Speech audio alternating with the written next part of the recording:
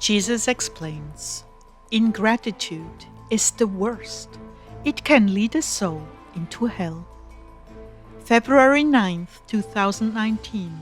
Words from Jesus through Sister Clare, spoken by Jackie. Jesus began, "Nothing displeases my Father more than ingratitude, taking your lives for granted, taking your gifts for granted, by not investing them wisely, taking your health, sustenance, and relatives for granted, as well as all I have provided you with. And it is a fact, the richer you get, the more you take for granted. That is another reason why poverty is so very dear to me. When I tell you it is a rough time ahead, I am letting you in on a secret, so that you will be prepared to generously offer to me every inconvenience, every pain, every lack. Those who live this way are approaching sainthood. It is not prosperity that makes a soul great, but how he or she handles adversity. This is the great danger for a society that becomes prosperous and decadent. Even as history confirms, this society is nearing its end. The poor you will have with you always, and I chose a poor existence to manifest to you. This elevates poverty and distinguishes the lowly and humble. Blessed are the poor in spirit, for the kingdom of heaven is theirs. I did not say this lightly, and you will note that every beatitude runs contrary to popular opinion and culture. This was a deliberate play on words to draw your attention to the most valued state of a soul. The choice is yours to make. I chose a feeding trough for my bed and never rested in the beautiful one Joseph had crafted for me. I chose to live on the run and bear the persecution criminals endure for their misdeeds. From the manger to the cross, I made myself the lowliest among men to teach you the safest route to holiness. But my children, if you want to find favor with God, you must learn to rejoice in all adversity. Rather than running from it, run to kiss it and embrace it, recognizing it as a precious cross I have tailor-made for you. When you embrace this cross with kisses, you are declaring your love for me and for my children.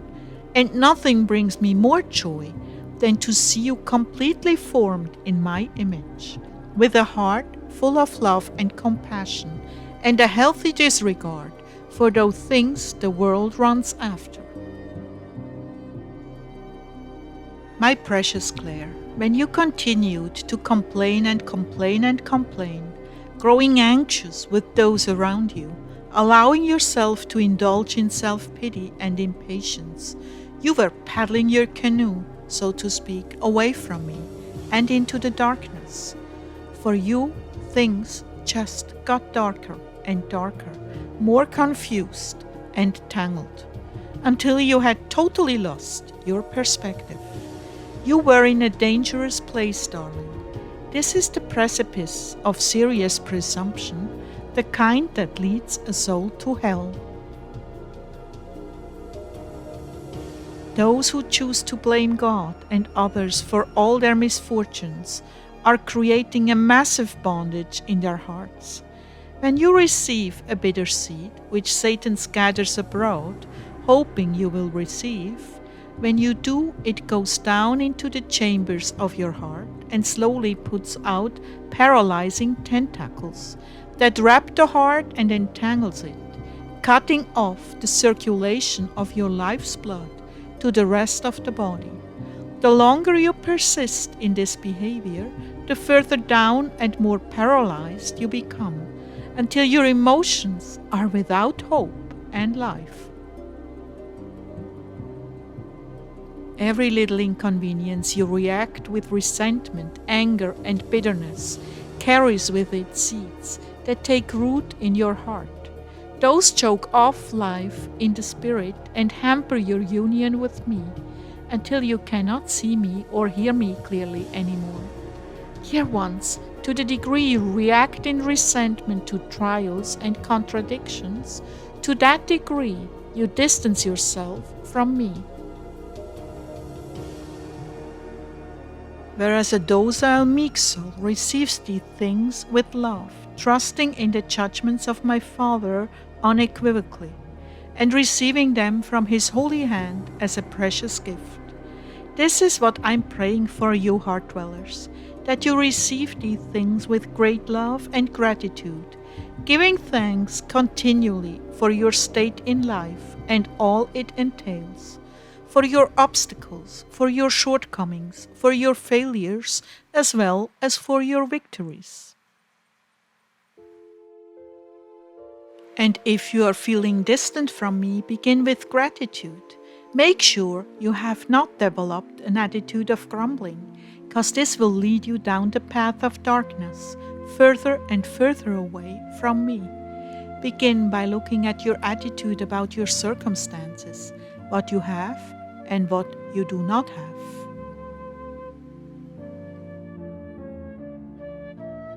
Thank me profusely for each and everything I have given you to fulfill your mission in life. Thank me for your children, even the ones with problems.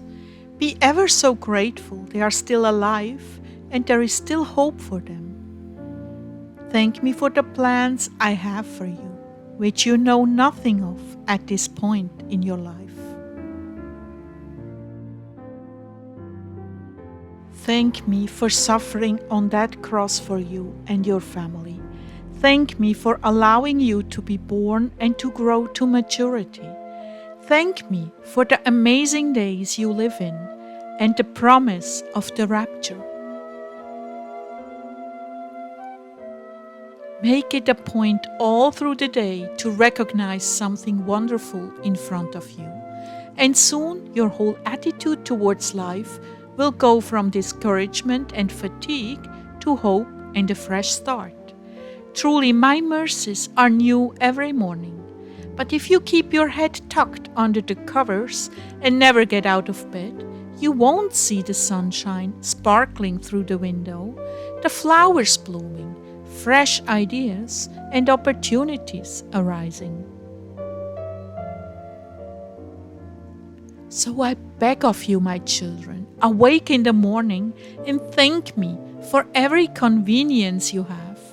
Thank me also if there is an inconvenience.